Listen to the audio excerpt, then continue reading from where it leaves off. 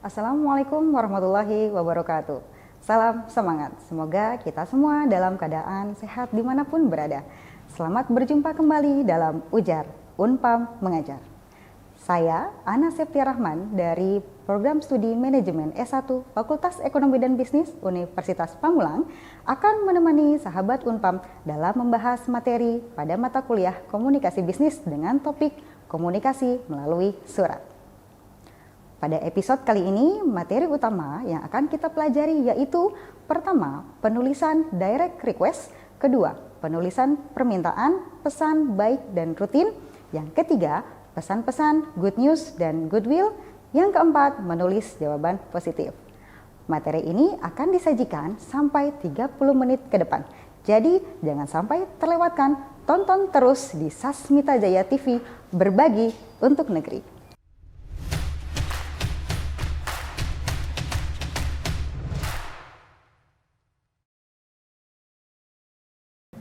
Baiklah Sobat Ujar, marilah kita mulai penjelasan materi kelima mengenai komunikasi melalui surat. Apakah Sobat Ujar sudah mengetahui apa itu komunikasi melalui surat? Komunikasi merupakan suatu proses pengiriman pesan atau simbol-simbol yang mengandung arti dari seseorang komunikator kepada komunikan dengan tujuan tertentu. Jadi, dalam komunikasi itu terdapat suatu proses yang dalam tiap prosesnya mengandung arti yang tergantung pada pemahaman dan persepsi komunikan. Oleh karena itu, komunikasi akan efektif dan tujuan komunikasi akan tercapai apabila masing-masing pelaku yang terlibat di dalamnya mempunyai persepsi yang sama terhadap simbol. Komunikasi bisa mencakup ungkapan-ungkapan seperti berbagai informasi atau sejenisnya dengan tulisan atau ucapan. Komunikasi dapat dilakukan secara verbal maupun non-verbal. Salah satu komunikasi yang dapat dilakukan adalah komunikasi melalui surat. Surat adalah sebuah alat atau media komunikasi yang berupa tulisan yang berisi informasi, pesan, pernyataan, atau tanggapan sesuai keinginan penulis surat. Surat merupakan sarana komunikasi tertulis. Surat dipandang sebagai alat komunikasi tulis yang paling efektif, efisien, ekonomis, dan praktis dibandingkan dengan komunikasi lisan. Apa yang dikomunikasikan melalui surat akan sampai kepada alamat yang dituju sesuai dengan sumber aslinya. Peranan surat lebih penting lagi, terutama dalam surat resmi, seperti surat yang dikeluarkan oleh organisasi atau lembaga. Walaupun perkembangan teknologi komunikasi dan informasi demikian pesat, komunikasi melalui surat menyurat dalam dunia bisnis masih memegang peranan penting. Komunikasi melalui surat biasanya berkaitan dengan pengiriman pesan kepada pelanggan, supplier, maupun mitra bisnis yang lain. Contoh, surat penagihan, surat konfirmasi utang piutang, surat penawaran, surat undangan, dan sebagainya.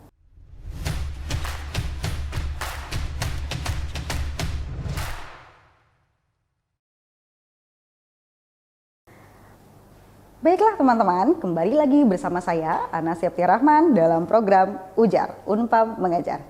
Mata kuliah Komunikasi Bisnis episode kelima dengan materi komunikasi melalui surat.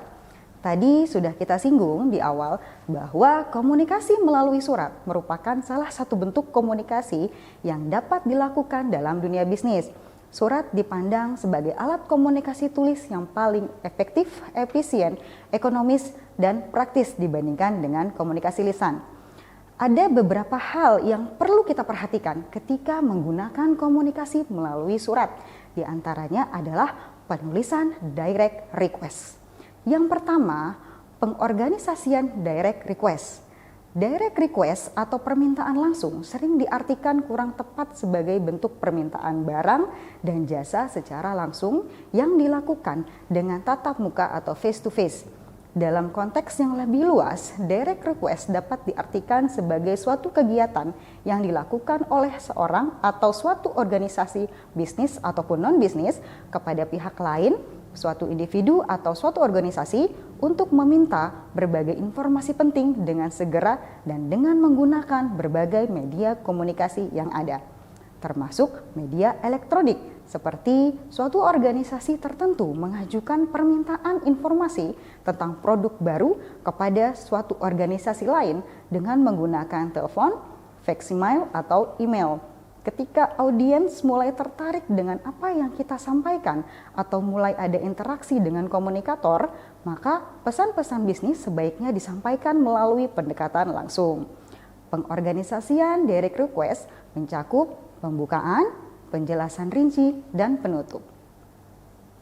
Aturan umum untuk bagian pertama dari suatu direct request adalah menulis yang tidak sekedar dipahami tetapi juga untuk menghindari kesalahpahaman.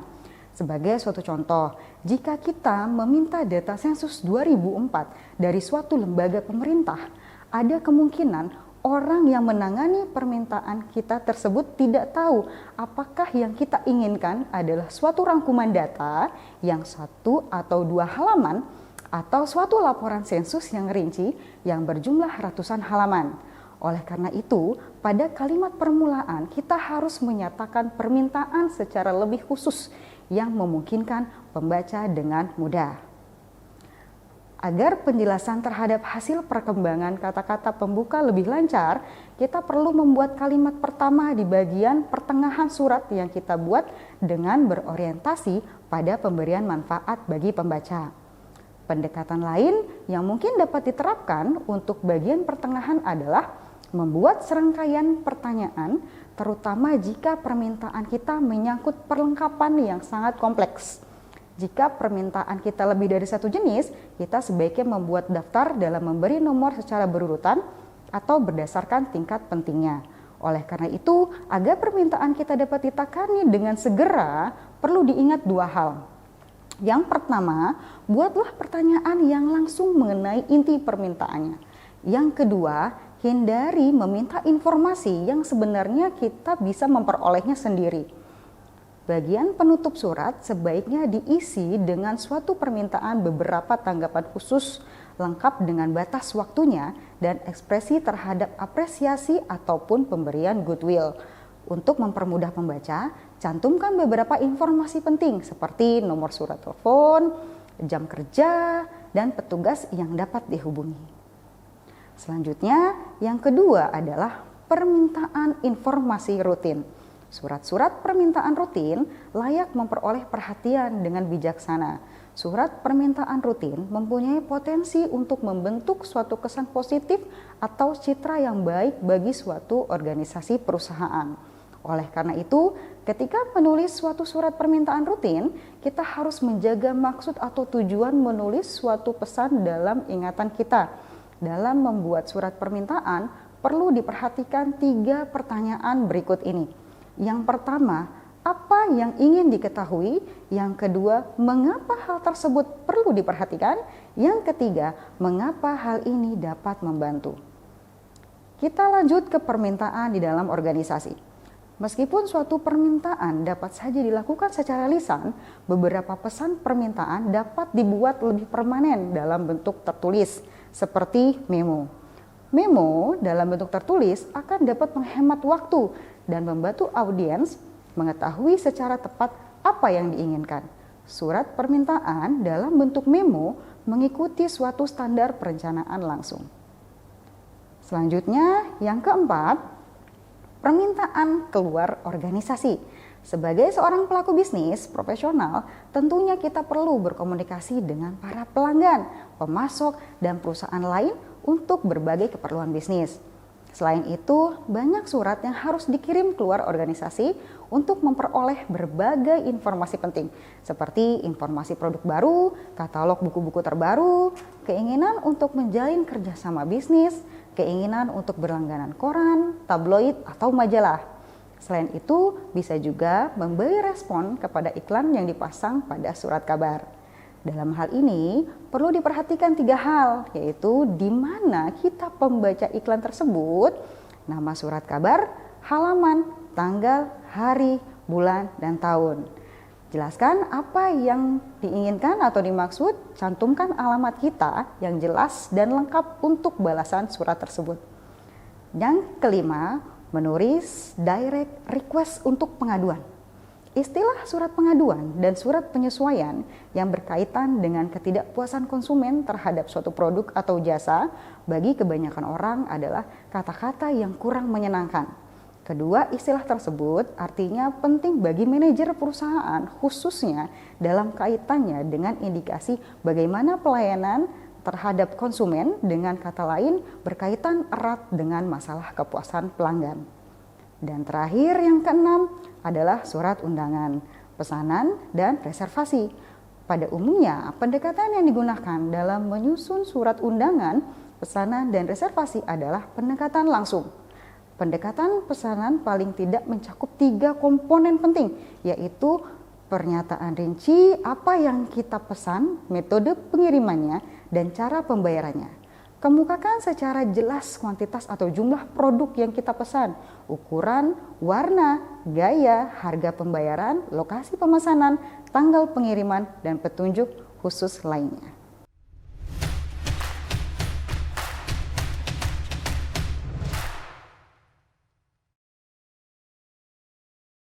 Pengorganisasian permintaan pesan-pesan rutin dan good news dalam dunia bisnis pada dasarnya memiliki pola yang hampir sama dan menggunakan pendekatan langsung atau deduktif. Dalam kenyataannya, kebanyakan kegiatan komunikasi yang dilakukan oleh pimpinan atau karyawan dalam suatu organisasi bisnis dan non-bisnis berkaitan dengan hal-hal yang bersifat rutin. Kebanyakan pesan-pesan rutin, good news, dan goodwill diminati oleh pembaca karena pesan-pesan tersebut berisi informasi yang diperlukan untuk melakukan kegiatan bisnis setiap hari. Gunakan pendekatan langsung atau deduktif untuk mengorganisasikan pesan-pesan bisnis. Pendekatan langsung memiliki beberapa keunggulan dan kelemahan. Keunggulan yang pertama, meningkatkan pemahaman secara komprehensif atau menyeluruh ketika pertama kali membaca suatu pesan. Yang kedua, menekankan pada hasil suatu analisis yang telah kita lakukan. Yang ketiga, menghemat waktu bagi pembaca karena mereka dapat segera mengetahui apa maksud pesan tersebut dan juga dapat memutuskan segera pada bagian mana yang perlu memperoleh perhatian dan yang tidak perlu memperoleh perhatian seksama. Yang selanjutnya kelemahan. Yang pertama, orang cenderung menyampaikan suatu pesan berdasarkan cara pemikirannya. Yang kedua, kesulitan untuk mengubah pola pikir yang cenderung to the point. Hal ini terkait dengan pola pendidikan sebelumnya yang telah diajarkan sebelumnya. Kita lanjut ke strategi permintaan pesan-pesan rutin. Pada umumnya, permintaan pesan-pesan rutin merupakan hal yang normal atau lazim dalam kegiatan bisnis dengan menggunakan pendekatan langsung untuk permintaan pesan-pesan rutin. Apa yang diminta pada bagian awal atau permulaan dalam penyampaian pesan-pesan bisnis merupakan suatu hal yang perlu mendapatkan perhatian. Untuk menulis pesan-pesan rutin, mulailah dengan pernyataan ide pokok dengan mengemukakan secara tegas apa yang diinginkan dan diusahakan lebih spesifik. Selanjutnya, ikuti penjelasan yang lebih rinci tentang bagaimana dan apa permintaan pesan-pesan rutin yang dikehendaki. Selain itu, bagian pertengahan perlu disampaikan pernyataan yang menarik. Pendekatan lain untuk bagian pertengahan dan permintaan rutin adalah dengan pendekatan tanya jawab, seperti meminta informasi tentang spesifikasi produk, harga produk, sistem pengiriman produk, cara pembayaran produk, pemberian garansi, ukuran produk, warna produk, dan apa manfaat serta kegunaan produk. Pada bagian akhir permintaan pesan-pesan rutin, kemukakan pernyataan keramahan, apresiasi atau penghargaan, dan tindakan khusus yang diinginkan untuk memudahkan respon pembaca. Strategi penulisan pesan-pesan positif. Ketika sedang merespon secara positif penyampaian pesan-pesan good news dan goodwill, seseorang dapat menggunakan pendekatan langsung. Hal itu dilakukan karena pembaca pada umumnya tertarik atas apa yang ingin disampaikan. Tujuan yang ingin dicapai adalah mengkomunikasikan good news, menjawab semua pertanyaan, menyiapkan secara rinci apa yang diminta, dan memberikan suatu bentuk penghargaan yang baik terhadap pihak lain. Dalam menyampaikan pesan-pesan bisnis yang positif melalui lisan maupun tertulis, Bentuk pesan-pesan yang disampaikan akan mengikuti suatu formula yang sederhana, yaitu mulai dengan ide-ide pokok yang jelas. Selanjutnya, pada bagian pertengahan, sampaikan penjelasan secara rinci. Bagian ini memiliki porsi terbanyak daripada bagian awal dan akhir.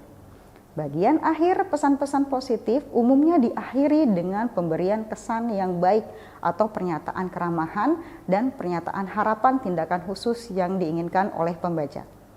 Good news tentang pekerjaan.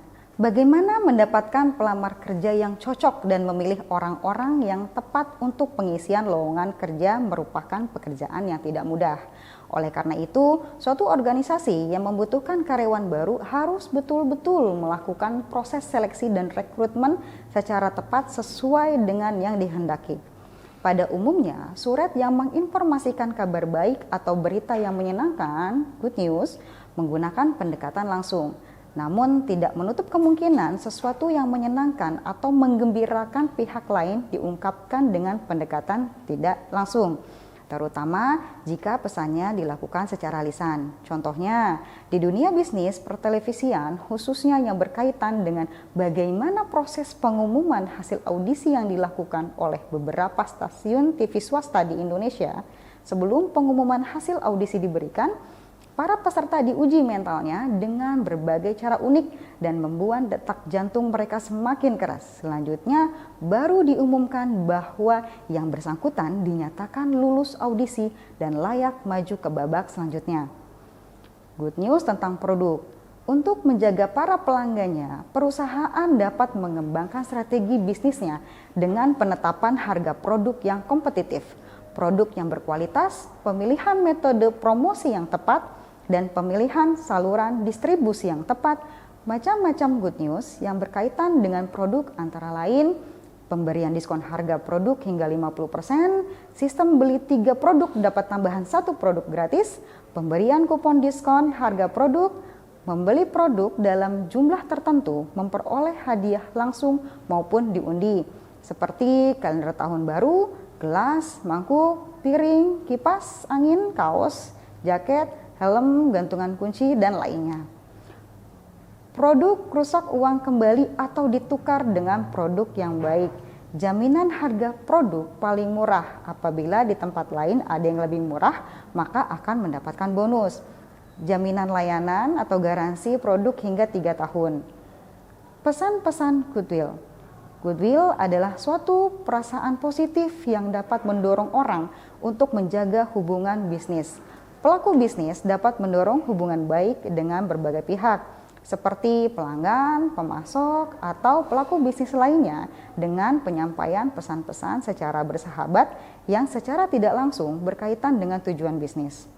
Pesan-pesan goodwill dapat disampaikan melalui pemberian ucapan selamat kepada karyawan atau pegawainya atau pihak lain, seperti ketika naik pangkat atau jabatan, diangkat sebagai pimpinan atau asosiasi organisasi bisnis dan sejenisnya. Banyak memo dan surat-surat bisnis ditulis untuk memberikan tanggapan atas suatu pesan maupun adanya permintaan tertentu. Untuk memberikan jawaban atas berbagai permintaan informasi yang positif tersebut, dapat digunakan pendekatan langsung yang dimulai dengan pernyataan yang positif dan menyenangkan dan diakhiri dengan pernyataan hormat atau penghargaan pada orang lain. Yang pertama, surat konfirmasi pesanan. Salah satu surat bisnis yang paling sederhana adalah membuat surat konfirmasi yang menjelaskan kepada pelanggan bahwa pesanan produknya telah diterima. Surat konfirmasi ini diperlukan apabila terdapat pesanan produk yang memiliki nilai dan jumlah yang besar. Sebaliknya, apabila suatu pesanan sedang dikirimkan dalam jumlah kecil, maka tidak perlu surat konfirmasi.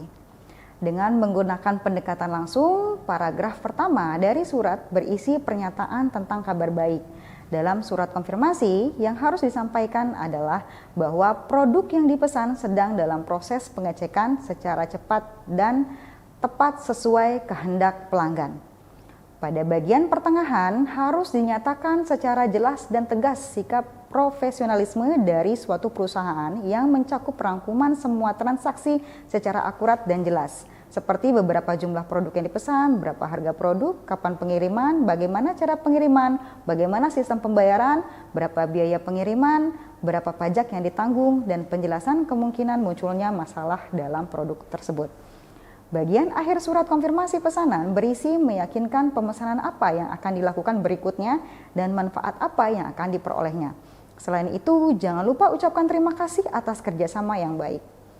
Yang kedua, menjawab permintaan informasi. Pendapat orang lain terhadap suatu organisasi, bisnis, produk, maupun departemen akan dipengaruhi oleh bagaimana kesigapan kita dalam menangani permintaan. Akan tetapi, memenuhi setiap permintaan pelanggan bukanlah pekerjaan yang mudah. Informasi mungkin tidak dapat diperoleh dengan segera dan keputusan untuk mengambil beberapa tindakan harus dilakukan oleh tingkat manajer yang lebih tinggi. Oleh karena itu, proses pengambilan keputusan tidak dapat dilakukan segera karena permasalahan birokratis. Meskipun pengambilan keputusan prosesnya lamban, permintaan informasi dari pelanggan harus cepat dan tepat.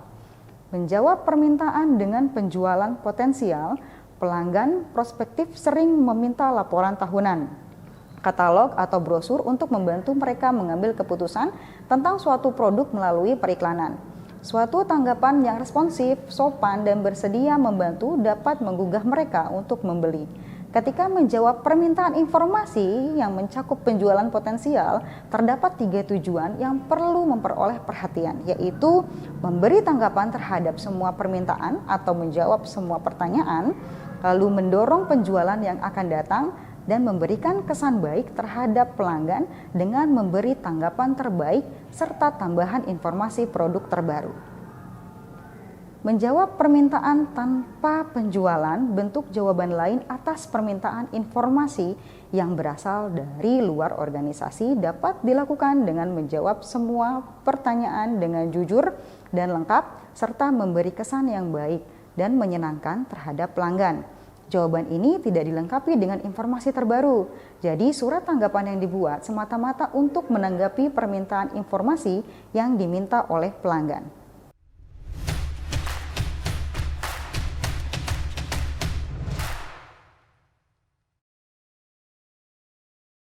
Baik Sobat Ujar di mana saja berada, demikian tadi pembahasan mengenai materi terkait komunikasi melalui surat. Apa yang Sobat Ujar peroleh dari pembahasan tadi?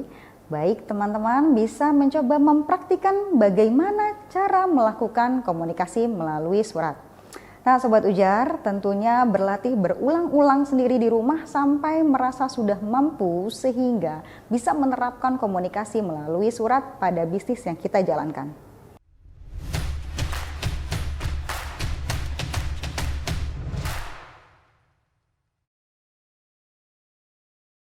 Sobat Ujar, tak terasa kita sudah berada di penghujung acara. Dari materi yang sudah saya sampaikan tadi bisa disimpulkan bahwa penulisan komunikasi melalui surat dapat dilakukan dengan penulisan direct request serta penulisan permintaan pesan-pesan rutin dan positif.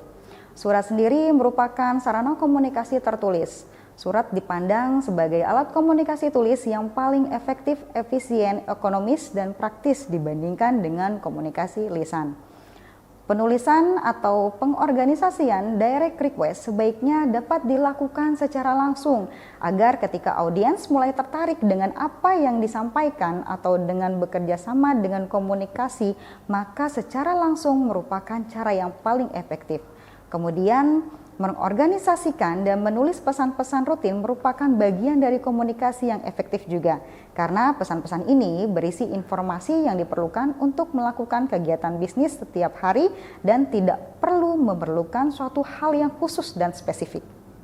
Sobat Ujar, demikianlah yang dapat saya sampaikan pada materi kelima kali ini. Semoga dapat membawa wawasan bagi kita semua, khususnya rekan-rekan mahasiswa. Saya, Ana Septia Rahman, mohon undur diri. Sampai bertemu kembali di episode berikutnya. Tetap semangat, salam ujar dan salam manajemen. Wassalamualaikum warahmatullahi wabarakatuh.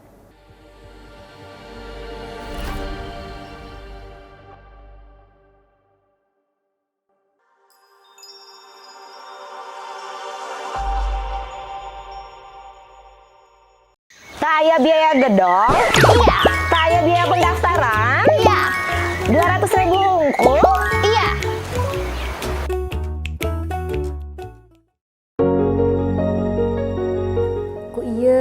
Ika tiasa kuliah.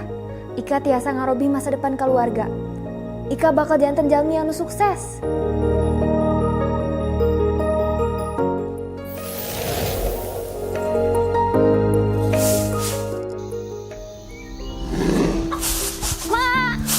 Ika tiasa kuliah, Ma.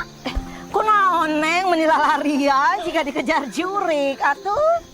Mama, Ika tiasa kuliah. Kuliah Neng, eta deui.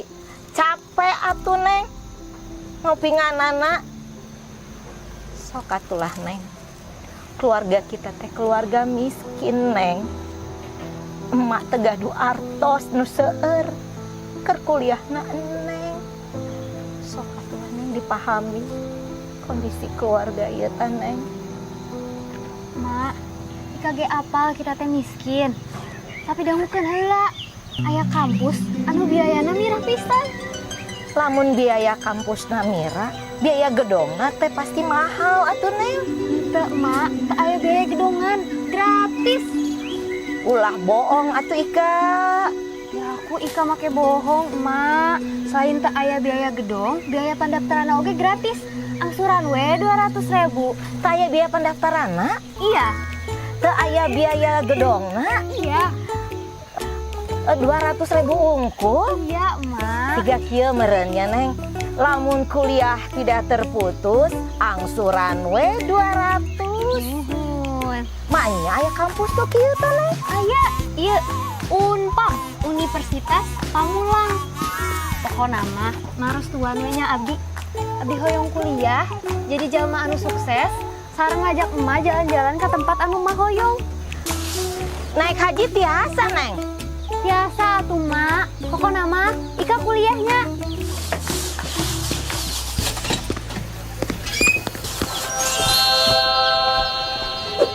Tos rapi kieu, bade ka mana Neng? Daftar atuh, Mak, ka Universitas Pamulang. Sareng saha? Nyalira. Teu sieun Neng. Teu atuh, sareng lerencangan naik mobilna Kang Asep ngajual sayur ka kota. Ika, jadi daftar ke Universitas Pamulang teu. Buruan hayu. Jadi, Keur bekelnya Nengnya sekolah sing sukses, mak doakeunnya sing jadi orang sukses pokoknya nya. nuhun, Mak. Hati-hatinya Nengnya, hati-hatinya. Dadah.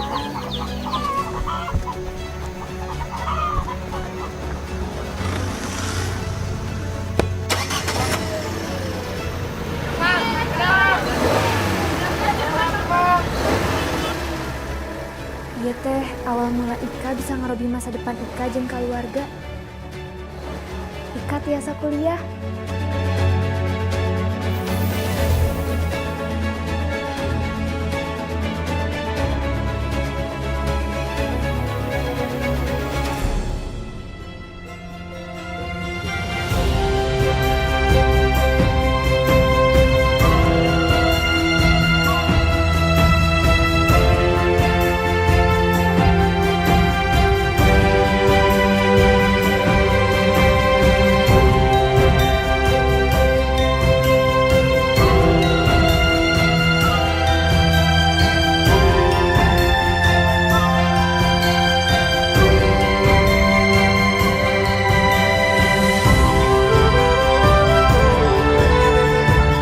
Universitas Pamulang, berbagi untuk negeri.